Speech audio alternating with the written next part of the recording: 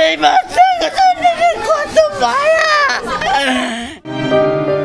বিয়ের সম্পর্ক গোপন রেখে সৌদি প্রবাসীর সঙ্গে প্রেম, অতঃপর বিয়ের কথা জানতে পেরে প্রবাসী গাউস মিয়ার হাতে খুন হন প্রেমিকা দোলন আক্তার দোলা ও তার স্বামী নাজমুল হোসেন পাপ্পু। বুধবার দুপুরে রাজধানীর মিরপুরে এমন নৃশংস ঘটনা ঘটে। এই ঘটনায় হত্যাকারী গাউস মিয়াকে গ্রেফতার করেছে পুলিশ।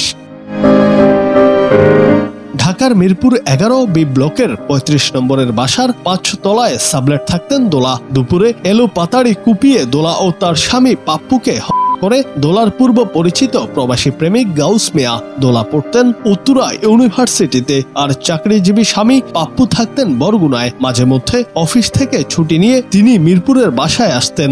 হালকা গেটটা খুলছে, সাথে সাথে উনি ঢুকে গেছে, যে হচ্ছে আসামি।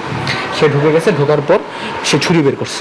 ছুরি বের করার পর আমার ভাবি যারা আছেন ওনারা সবাই ভয়ে তাড়াতাড়ি বাচ্চা সবাই নিয়ে বের হয়ে গেছে। উনি জানতো না যে ওনার হাজব্যান্ড আছে, তো উনি কিছুদিন হয়েছে এই জিনিসটা জানে, তো যার জন্য ওনার মনে একটা ক্ষোভ ছিল। এই ক্ষোভ মেটানোর জন্য উনি প্রথমে আসার পরে রুমের ভিতরে ঢুকে যায় প্রথমে যে পাপ্পু ভাই আছে, পাপ্পু ভাইয়ের বুকের মধ্যে ছুরিকাঘাত করে। অভিযুক্ত গাউসের বরাত দিয়ে পুলিশ জানায় তিনি সৌদি প্রবাসী। তার বাড়ি গোপালগঞ্জের কাশিয়ানী উপজেলায়। সৌদি আরবে থাকার সময় 9 মাস আগে ফেসবুকের মাধ্যমে দোলার সঙ্গে পরিচয় হয়। এক পর্যায়ে প্রেমের সম্পর্ক গড়ে ওঠে। গত জানুয়ারিতে অবিবাহিত গাউস সৌদি আরব থেকে ঢাকায় আসেন।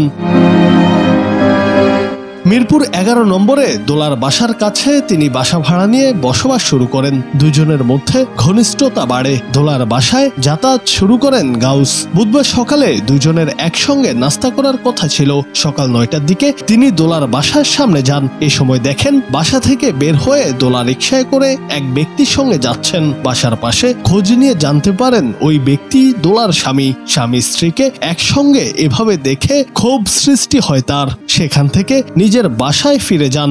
মায়ার বন্ধন, একটা বাচ্চা পালা, একটা মা বাবার সন্তান।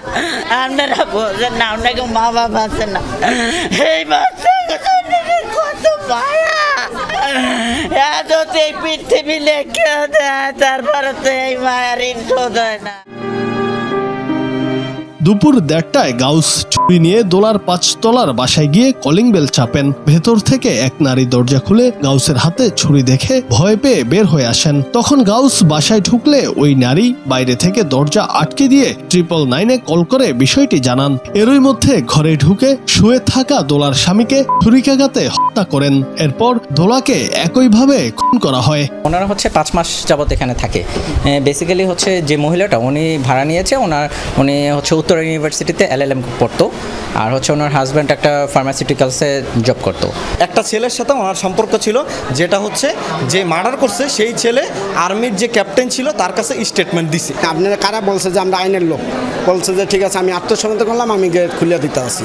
পরে ওই লোকই গেট খুলে দিছে। এদিকে জরুরি নম্বরে কল পেয়ে ঘটনাস্থলে ছুটে আসে আইন শৃঙ্খলা বাহিনী। আটক করা হয় গাউসকে। প্রাথমিক তদন্তে পুলিশ জানায় গাউসের সঙ্গে পরকীয়ার সম্পর্ক ছিল দোলার, যার জেরে ধরেই হত্যা করা হয় এই দম্পতিকে। দোলার বিয়ের বিষয়টি জানতেন না গাউস। পল্লবী জোনের অতিরিক্ত উপপুলিশ কমিশনার সালে মোহাম্মদ জাকারিয়া ঘটনার সত্যতা নিশ্চিত করেছেন। হত্যাকারীর বিরুদ্ধে ইতিমধ্যে হত্যা মামলা হয়েছে।